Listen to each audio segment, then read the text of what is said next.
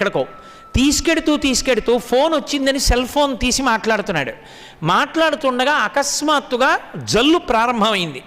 ఈ cell phone మాట్లాడుతుండడంలో ఆ అద్దం మీద పడుతున్న వర్షాన్ని తుడవగలిగినటువంటి దాన్ని ఆన్ చేయడం మర్చిపోయి ఆ కారు డ్రైవ్ చేస్తున్నాడు. మధ్యలో రోడ్డు డివైడర్ ఉంది, ఆ డివైడర్ మీద కొట్టి కారు డివైడర్ మీద వెళ్ళింది. ఈ సెల్ ఫోన్ కింద పడేసి కంట్రోల్ చేసే లోపల కారు దడ శబ్దంతో కొట్టేసి పక్కకు పడిపోయింది. ఆ పిల్ల కూడా పక్కకు పడిపోయింది. పడిపోయిన పిల్ల కడుపులోంచి రోడ్డు మీదే కవల పిల్లలు ప్రసవం అయిపోయారు. అతని అదృష్టం బాగుంది కాబట్టి దగ్గరలో హాస్పిటల్ ఉంది, ఆ పిల్లని తీసుకెళ్లారు.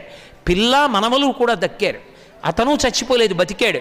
కానీ ప్రాణాలు హడిలిపోయి ఆ పిల్లలకి ఏమైందో, ఆ అమ్మాయికి ఏమైందో, తన బతుకేమైపోతుందో అని హడిలిపోయాడు. మాట్లాడకూడని చోట సెల్ ఫోన్ మాట్లాడడం